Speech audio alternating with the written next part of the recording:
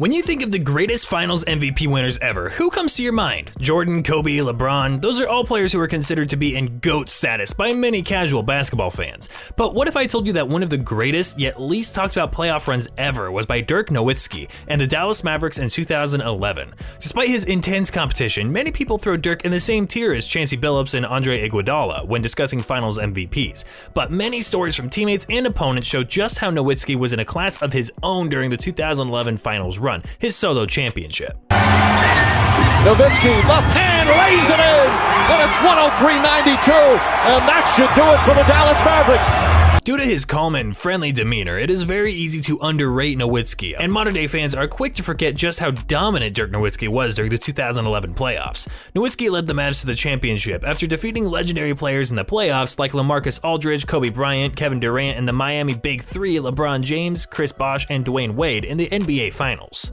While this was the only championship he would win in his career, his legacy and impact stretched out even further, and Dirk made sure that nobody forgot just how dominant he can be. NBA legend Paul Pierce was drafted in the same draft class as Dirk. Taken with the 10th pick, just 2 picks after Dirk, Pierce has gone head-to-head with Nowitzki multiple times throughout his career, and has a similar resume compared to him. When asked about Dirk, Pierce had plenty of praise for Nowitzki's game, saying, "We don't talk enough about his run when they won it, because he beat a great Miami team where he was the lone all-star. When was the last time a team with just one all-star won a title?"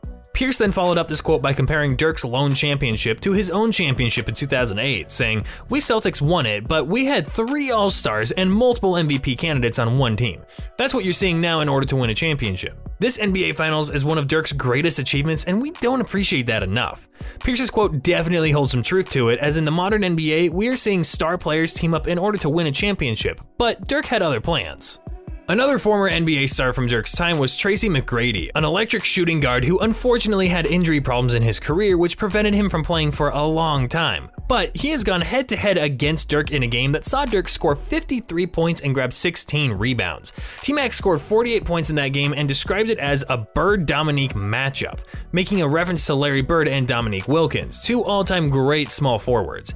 That was McGrady's favorite moment of Dirk, and going head-to-head with him made him realize just how great of a player the 7-foot German was. JALEN Rose, former NBA star and now ESPN analyst, shared his favorite memories of Dirk as well, saying, "My favorite memory was the championship you alluded to, but it's for how he went about it, in particular when LeBron James and Dwayne Wade were making jokes about Dirk and whether he was going to be sick or not and be able to perform." Rose was referring to the toughness that Dirk had to play through an illness in the NBA Finals and how he went and got his revenge on LeBron and Wade's mocking his illness by beating them in the NBA Finals. All we know is that Dirk gave them that business, and before you know it, he was raising that trophy, Rose went on to add when talking about the memory. Prior to Game 4 of the Finals, with the Heat leading the series at 2-1, Nowitzki was diagnosed with the flu prior to tip-off. Nowitzki himself spoke about the flu, saying, "The night before I went home and started shivering a little bit. I thought, I just probably need to go to bed, and I'll be great tomorrow, but it just didn't happen that way. In my head, I was thinking, shoot, this might be the biggest game of my life, and I'm here sweating and shivering and frustrated." The Mavs were down 9 points with 10 minutes left in the game, and Dirk found whatever energy he needed to make sure his team won. Scoring 10 points in the 4th quarter, including a dagger over Udonis Haslem, Dirk willed his team to victory, tying the series at 2. Dirk's iconic dagger is practiced by all the kids who wish to be Hoopers one day, and is a signature shot in the NBA 2K series. Speaking of NBA 2K, we're also giving away 1 free PS5 and a copy of NBA 2K21, and all you need to do to enter the giveaway is subscribe to the channel, like this video, and leave a comment. But even when he had a towel wrapped around his head, looked drained and exhausted on the bench, Dirk showed us what the heart of a champion looks like, and summoned all the energy he needed to ensure that his team walked away with a victory. But what if we want some insight on someone who's played alongside Dirk, someone who has gone up against him every day at practice and got to experience firsthand at what a truly generational talent Nowitzki was? When speaking on the Knuckleheads podcast, former NBA All-Star and teammate of Dirk, SHAWN MARION, had this to say about Dirk. "You know how we really raised the bar during the postseason in order to win a chip? Me and Dirk were playing 1v1, getting him ready because he was going to be matched up against smaller guys or more athletic guys just in case, and people don't give Dirk credit for playing defense. On our championship run, he was a great defender, and he did the things that we needed him to do, and he was locked in." Marion himself was a phenomenal defender in the NBA, and he was the person the Mavs trusted guarding LeBron James in the 2011 NBA Finals. But he made fans aware of how good Dirk was on that end of the floor as well, something he's not known for that much. But with MARION playing alongside him for this long and being able to witness what Dirk was able to do defensively, MARION made it known not to disrespect Dirk on that end, and that he played just as big of a part as he did defensively for the Mavericks.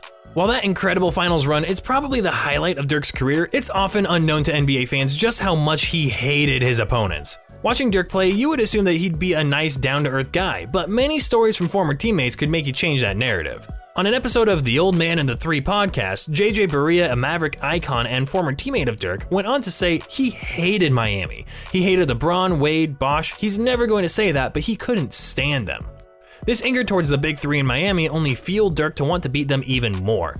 The idea that three superstars needed to team up in order to win a championship didn't sit well with Dirk, as he was the lone star on the Mavericks team in 2011.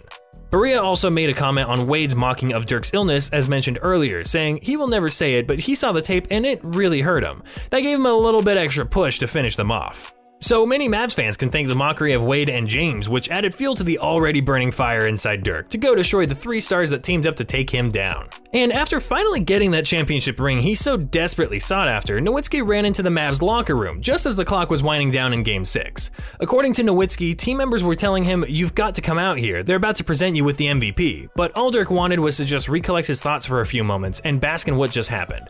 He was finally a champion, and that's all he wanted. He didn't even want to accept the finals MVP, saying, "I don't want it, give it to somebody else."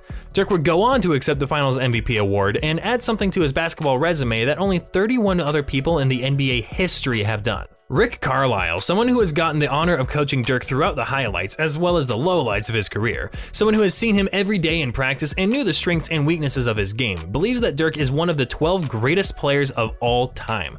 Many people called this an overreaction, but nobody knew Dirk's skill set and competitiveness better than Carlisle.